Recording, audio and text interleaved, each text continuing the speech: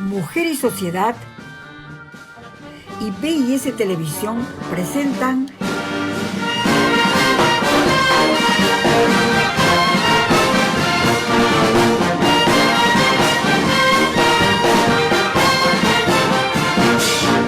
Bicentenarias, programa dedicado a la reflexión de 200 años de independencia.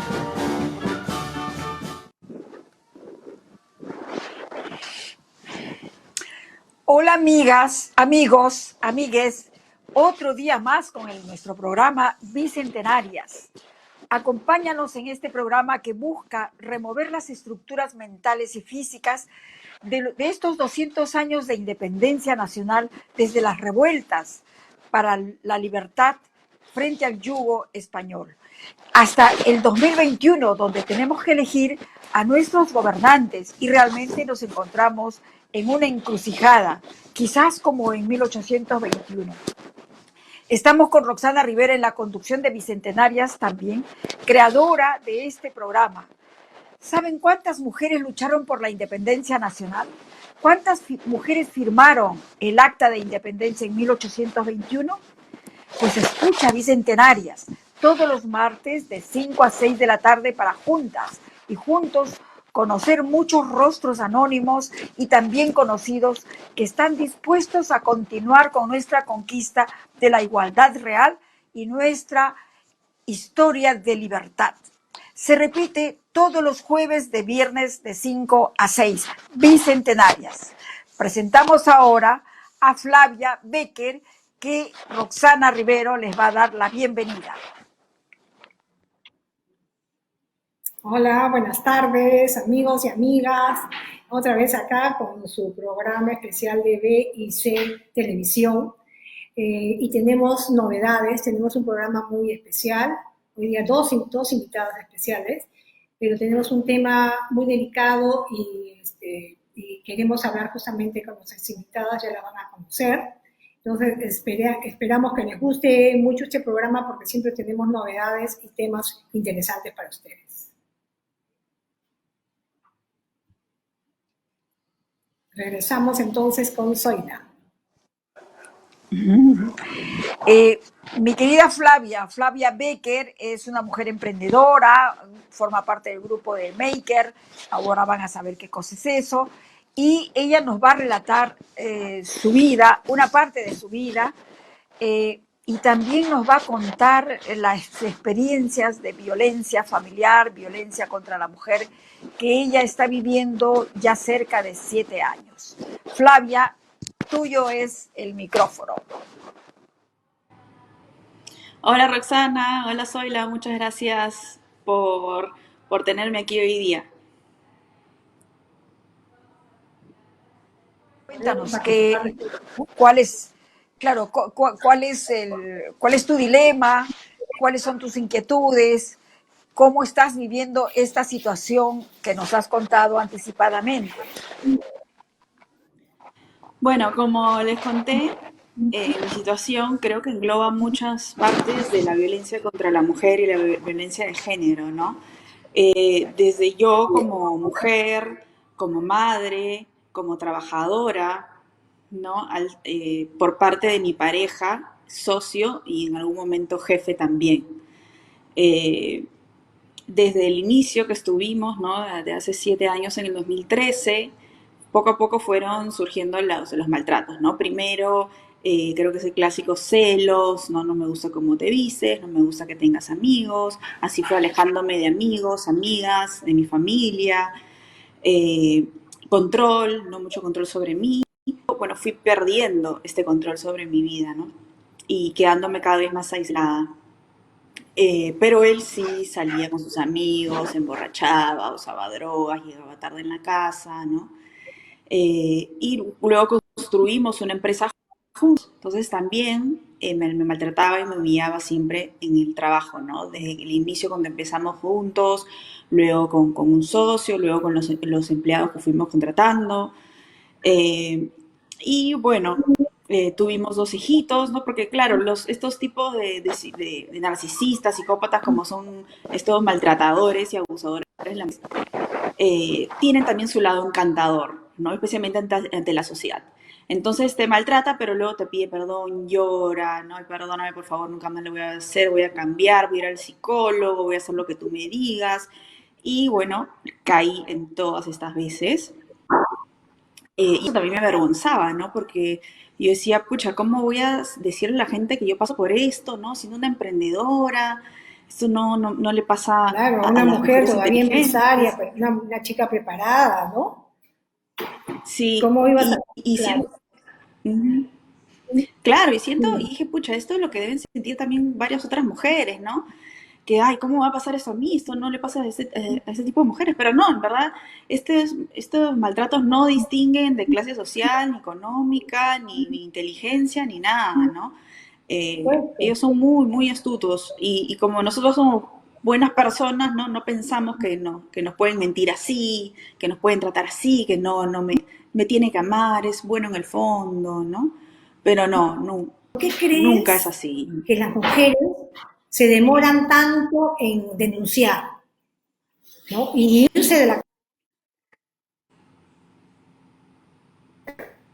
Porque tú ves que en este caso no ha sido una falta de repente de apoyo, ni de condición social, ni de medios económicos, sino que más que nada de repente un poco de vergüenza, porque si de 3 mujeres una de todas maneras es maltratada, es muy complicado, ¿no? Muy difícil. ¿Qué crees tú que es lo que limita a presentar una denuncia a una mujer? Yo creo que en primer lugar es el miedo a que no te crean, ¿no? Que vayas a la comisaría y no te crean, o que tu círculo social no te crea, o que lo respalden a él, ¿no? Que te llamen de loca, siempre somos nosotros las mujeres tildadas de locas, exageradas, ¿no? Y también, en segundo lugar, la vergüenza, ¿no? Y de Estamos todo ese hablando recorrido que tú has hecho para presentarle la denuncia y después las entidades que has pasado, porque ha sido un recorrido, no es un solo sitio, ¿no? Que vas. ¿Qué crees en cuáles de las entidades te has sentido apoyada y cuáles no te has sentido apoyada y cuáles en realidad, cómo se podría mejorar este proceso para que las mujeres, en muchos casos, que las mujeres les aterran mucho hasta de ir a la comisaría, ¿no? Entonces, eso es lo que sí, tenemos que tratar de mejorar ese proceso. hay comisarías, como la comisaría de San Isidro, que tienen centros de emergencia de la mujer adentro, ¿no? Entonces ahí tú vas a la comisaría por ejemplo, en la de San Isidro y el tercer piso está el centro de la mujer y ahí puedes hacer tu denuncia, te atiende la psicóloga, te atiende la abogada, ¿no? Te atiende la asistente social, todo eso completamente gratuito, ¿no? Y también está la línea 100 del Ministerio de la Mujer, ¿no? Que llamas de tu celular al número 100 y van de emergencia a tu casa. Pueden llevar inclusive a lugares temporales donde se pueden quedar las mujeres. Y ahí fue donde yo sentí bastante ayuda. Inclusive también me mandaron a medicina legal, ¿no? Donde ahí me atendieron psicóloga a mí y a mis hijos.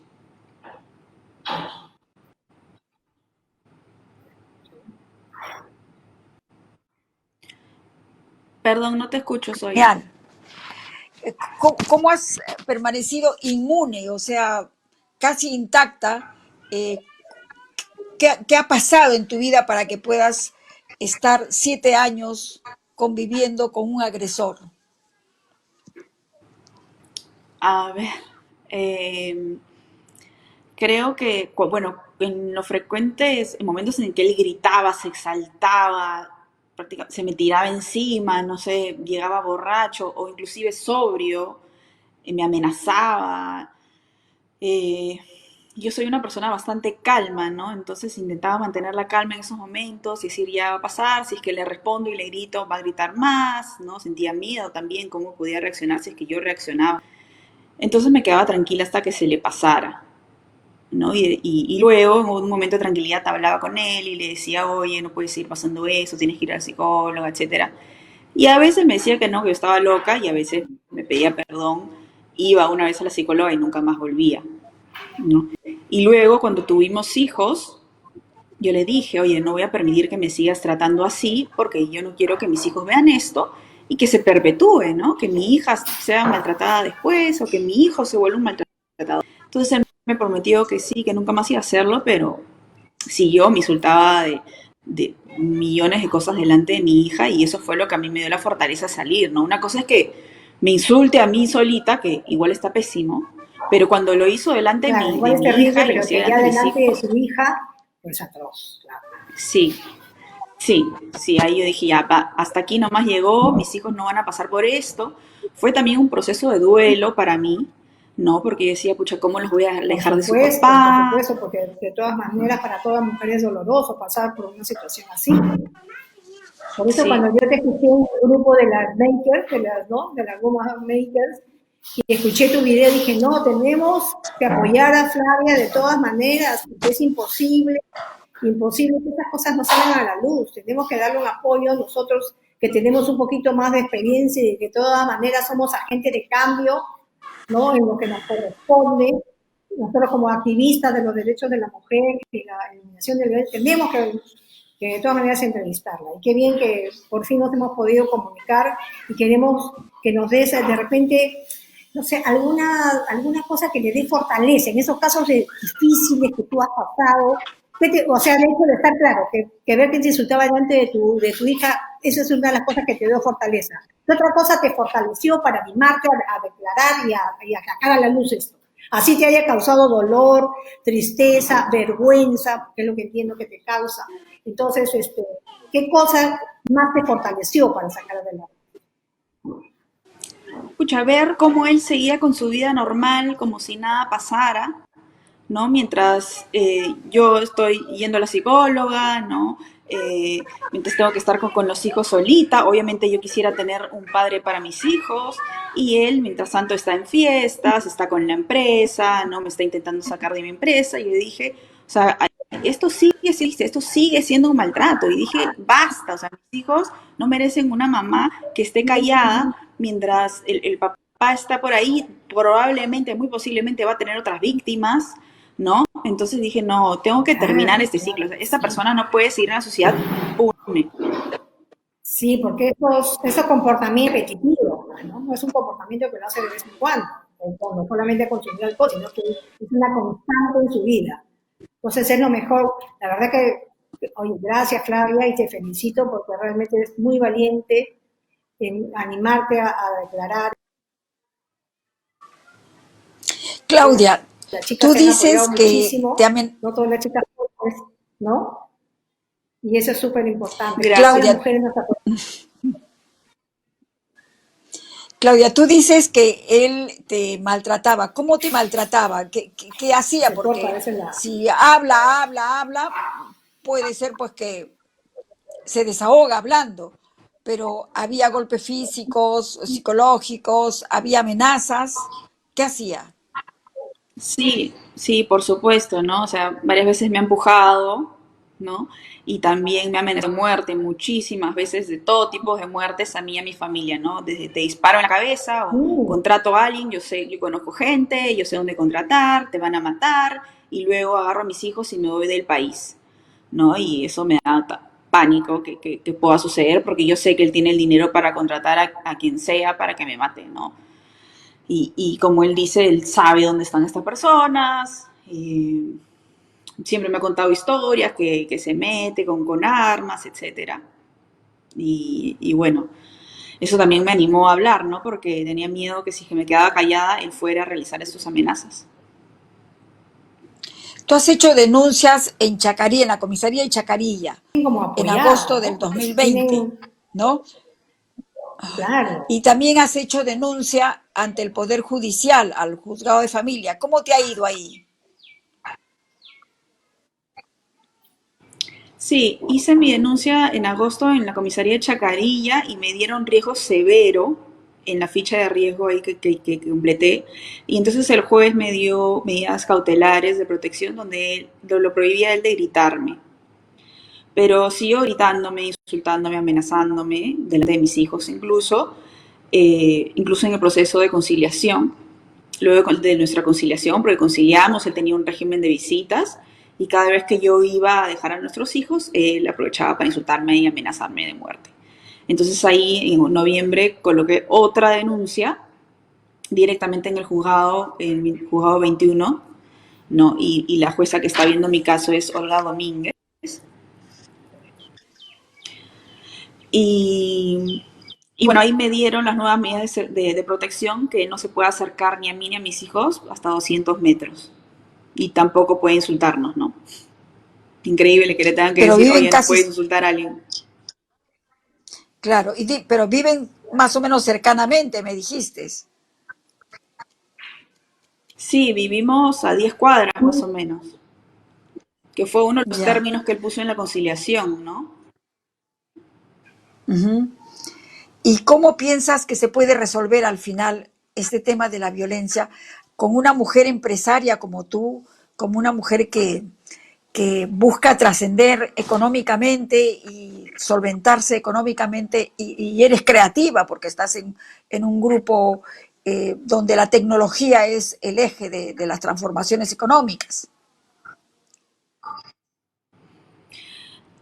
Yo creo que es clave que él sea tomado como ejemplo, que la violencia contra la mujer no quede impune, y con toda la evidencia que yo tengo de decenas y decenas de audios, de amenazas de muerte, chantaje, etcétera, él vaya a la cárcel, ¿no? O sea, que tenga una consecuencia penal, ¿no? Que vaya a la cárcel, que lo deporten inclusive, ¿no? Porque es brasilero. Y sí, que no quede impune ante estos actos grotescos que ha tenido contra mí, contra mis hijos y otras personas. Por supuesto, todo eso tiene que Porque ser además, penado de Zoila, todas maneras. Y te aseguro que así va a ser. sí, Flavia, cuéntanos un poco más de tu nuevo emprendimiento, que me da muchísimo gusto que esto no te ha milanado ni te ha bajado, que quieres seguir adelante, que quieres seguir sacando adelante a tus hijos y que has creado otro emprendimiento. Cuéntanos un poquito más sobre esto. sí, en agosto del año pasado creé una nueva empresa con mi hermana, una tienda online de productos saludables que se llama Despensa CBL. Y de productos orgánicos, Y oye, así bueno, que todos los podemos ir a productos que comprar. tienen, Mira, qué sí, y excelente. todos tienen recomendación de consumo. ¿Recomendación de qué, por favor? De consumo, ¿no? Porque a veces vemos productos como la chía o la cúrcuma y no sabemos cómo consumirlas. Entonces, todos los productos que vendemos por recomendación, hecha por mi hermana, que es nutricionista. Excelente. ¿Y cuál es tu fuerte a nivel del emprendimiento? ¿Cuál es tu punto fuerte? Y bueno, yo soy administradora, Eres ¿no? administradora, Y ¿no? mi fuerte son las finanzas y las operaciones, sí. Es lo que hacía Ujú. en mi emprendimiento pasado, ¿no? Con mi ex y que hago ahora también, que es una industria completamente diferente y es un súper reto, pero me encanta. Pero te aseguro que vas a Bueno, salir adelante. Ya esto te va a fortalecer increíblemente, vas a ser una mujer renovada, reforzada, repotenciada. Ojalá. bueno, cuenta con nuestro apoyo, cuenta con el apoyo de muchas organizaciones de mujeres a las que nos vamos a comunicar, cuenta con los grupos feministas y las organizaciones de derechos Exacto, humanos, sí. que creo que es lo importante para que tú sigas adelante con tus emprendimientos, tu creatividad Vamos a y tratar el también de goce de tus difundir. hijos, ¿no? Sí, vamos a difundirlo. Y te agradecemos muchísimo Muchas por gracias.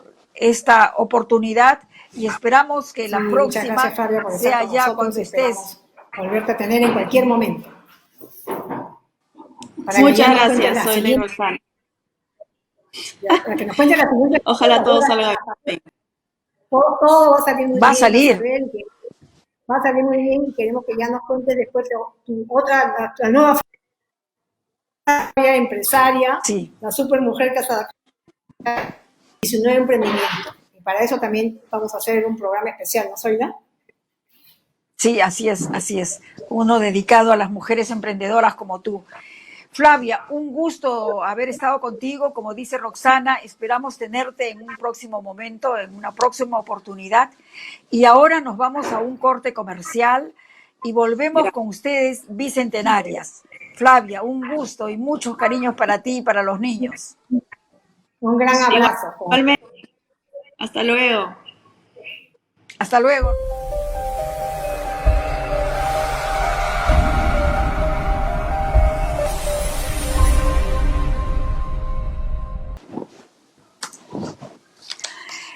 Bueno, estimados amigos y amigas, Estamos en la segunda parte de nuestro programa Bicentenarias. Y ahora para nosotros es un gran placer y un gran honor también presentarles a Maritza Villavicencio. Es una escritora, es historiadora, museógrafa y fitomántica. Estudió en la Universidad Católica y también en el Instituto de Antropología e Historia de México. Tiene muchos libros destacados, todos ellos de primera calidad, del silencio a la palabra, mujeres peruanas en el del siglo XVIII al siglo XX, del siglo XIX al siglo XX, poder femenino, 500 años de historia, mujer y poder y alimentación.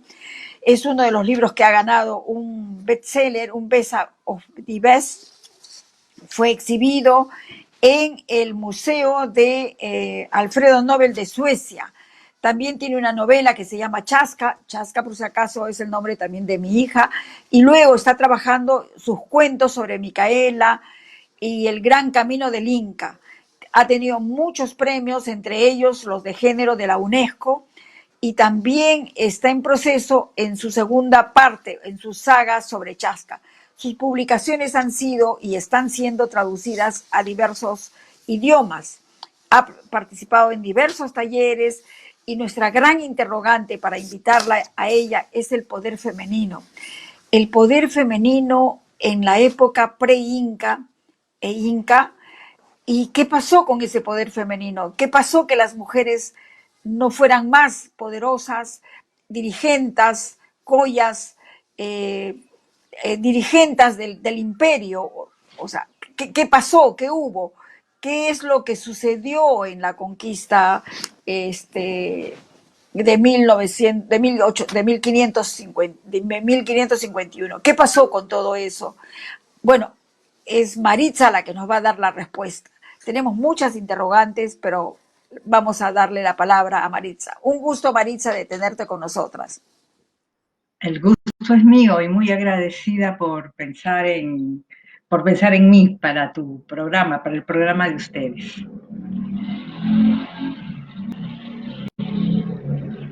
Esto.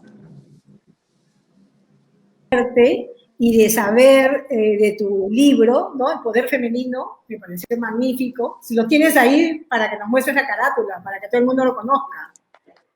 También hemos dado al técnico. Sí, ahí está. Yo se lo quería que lo muestre porque me parece quitado el contenido.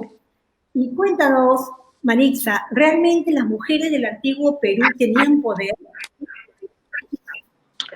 Bueno, efectivamente, después de varias décadas de investigación y de estudio, llegué a la conclusión, este primer libro, ¿no?, que salió el año de Mujer, Poder y Alimentación del Antiguo Perú, que es el libro que tú has mencionado, que ha sido premiado. Bueno, efectivamente, pero además lo que yo quisiera decir es que en realidad la historia ha sido escrita, la historiografía del Perú, como la historiografía en general, ha sido escrita con un canon totalmente occidental y yo diría falocrático, ¿no? Donde no es, sí, porque no es que las mujeres no hayan tenido un rol importante, no solamente en la historia, sino en la llamada prehistoria occidental, sino que a partir de la Revolución Francesa, sobre todo del 19 y 20, esta historia se ha ido cambiando, se ha ido moldeando al punto que llegamos al día de hoy. Creemos que el pasado de las mujeres fue atroz y fue terrible, siempre fueron oprimidas y nosotras la nueva novedad. No es así. Incluso 50.000 años de prehistoria, las mujeres fueron preeminentes en las sociedades, eran matrifocales. Y esa realidad vivió Occidente durante decenas de miles de años, también ocurrió acá en el Perú, porque nosotras tenemos que pensar que si hemos tenido 12.000, 14.000 años de historia autónoma, antes de llegar a una invasión o que llegara al extranjero con ese espíritu de conquista e invasión, es un desarrollo muy original en la tecnología, en las artes, en la ingeniería, en la arquitectura. Entonces, ¿por qué no pensar que las relaciones entre fue diferente, que la relación de la mujer con el poder también fue diferente. Y eso es lo que encontré en los largos años en que se han desarrollado las que hoy conocemos como sociedades pre-incas y durante el imperio incaico. Las mujeres han sido poderosísimas y que gracias a la arqueología estamos encontrando las evidencias palpables, indiscutibles, ¿no? La más conocida, por ejemplo, de la ciudad mochiga, que estamos hablando hace 1700 años, pero como la señora de Cao, está la señora de Chornancab, está la señora de Pacopampa, la señora del bosque de Pomar, sacerdotisa de las grandes sacerdotisas de la cultura nazca, y las collas del Tahuantinsuyo con toda una estructura poderosísima de mujeres, autónomas y exclusivas de mujeres. Entonces, están las evidencias.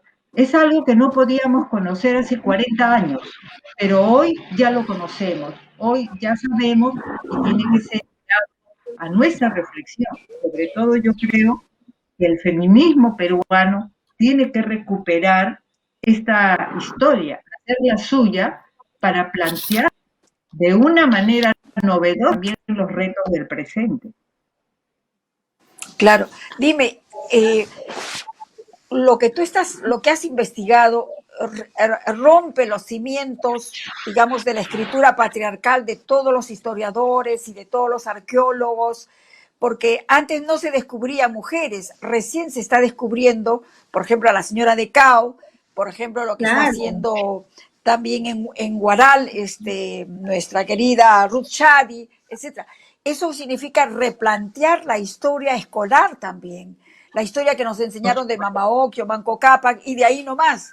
Y salvo Rostorowski, que planteó, que nos dio a la Mama Huaco. De ahí no conocemos más. Entonces, la historia escolar tiene que cambiar definitivamente. ¿Cuál es tu plan en eso?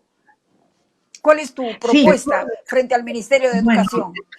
No, de todas maneras hay que cambiar porque nosotros hemos sido educados y educadas, ¿no?, en una falsedad. Por ejemplo, tú has mencionado a Mama Ocllo y Manco Cápac. Mama Ocllo no fue la primera colla. Mama Ocllo no fue la pareja de Manco Cápac. Mama Ocllo fue la 10ª colla, fue la pareja de Tupac Yupanqui. Fue una colla emperatriz, fue una mujer extraordinaria, ¿no? Y con ella 11 collas más. Entonces, es una historia que no se conoce. Entonces, por eso es que yo invito a las escritoras, a las historiadoras, a las antropólogas a escribir para la escuela.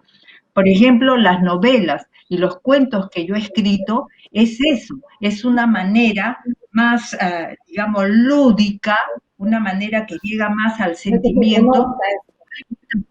Cuentas una historia que efectivamente es distinta.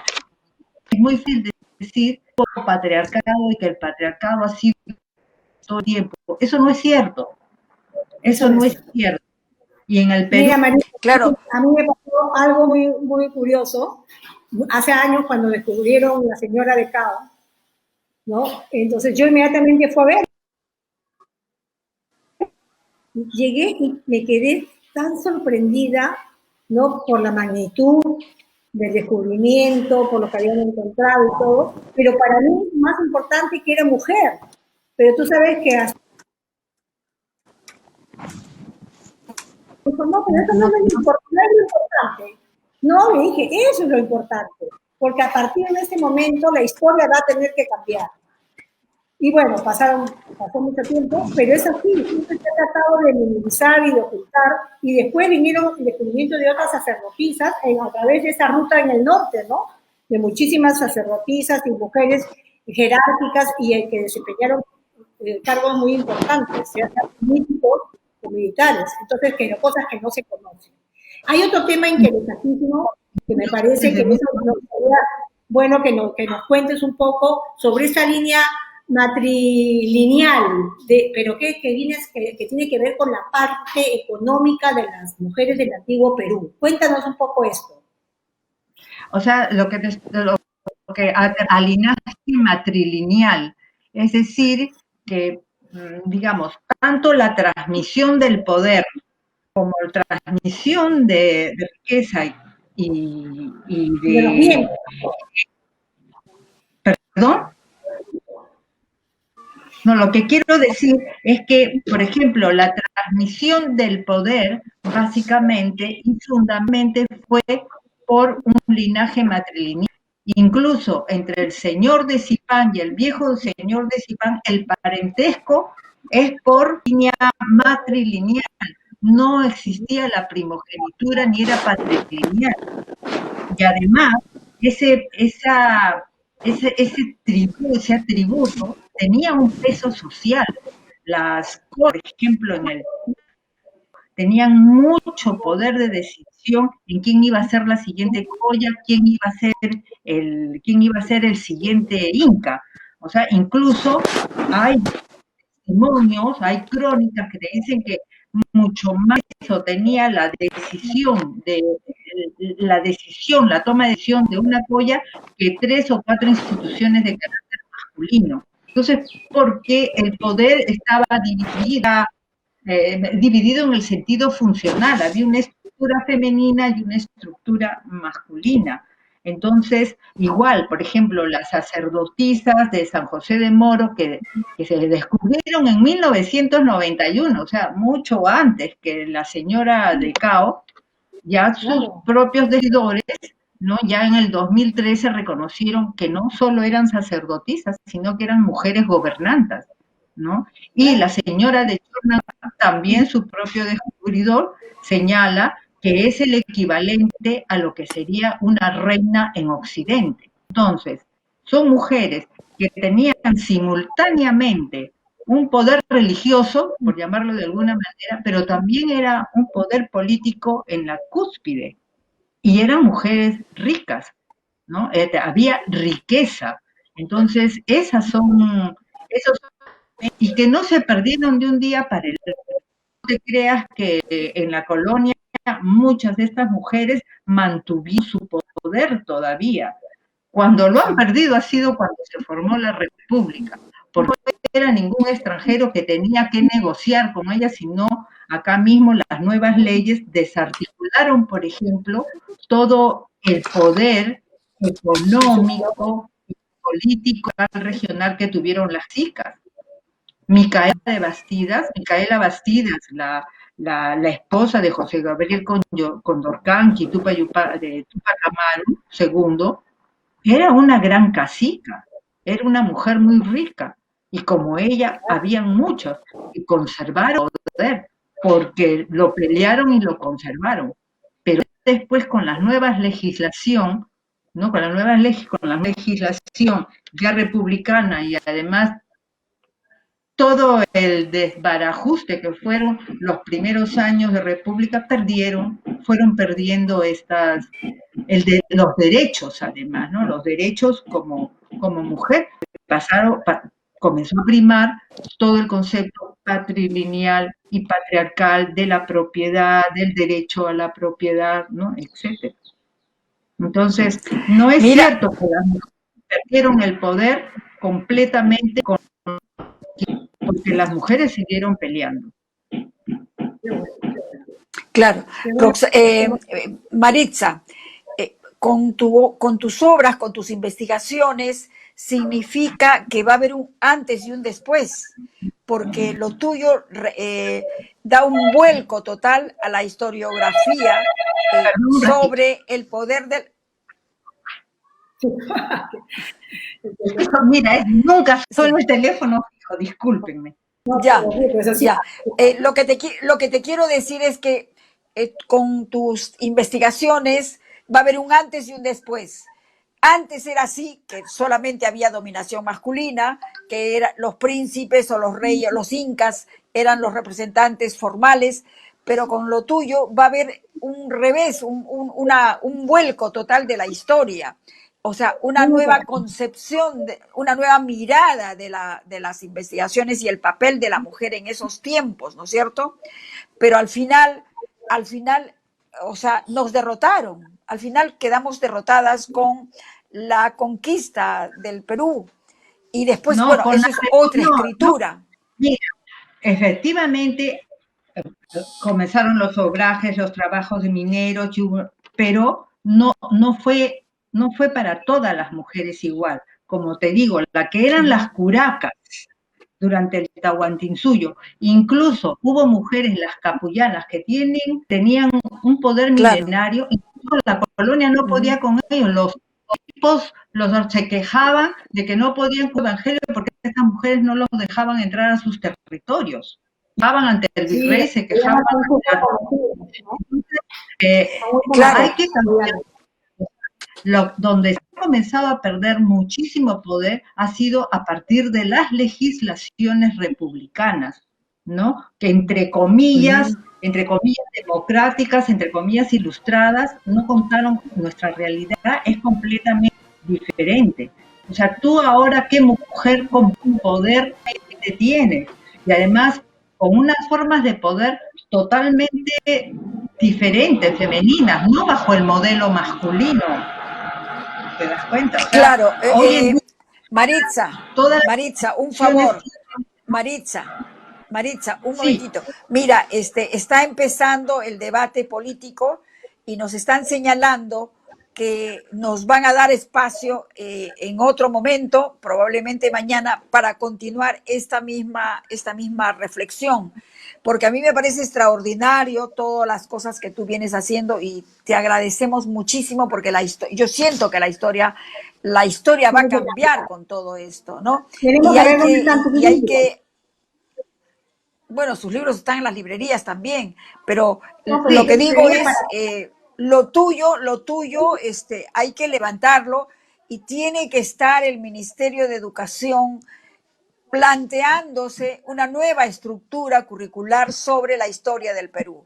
Porque la historia del Perú no empieza con los republicanos, empieza con el mundo pre-Inca, Inca, y etcétera, etcétera, ¿no? Entonces, te ruego que nos disculpes esta vez por tema político y continuamos contigo en un paréntesis que podemos hacer el día de mañana. Mañana no estoy, ¿te parece?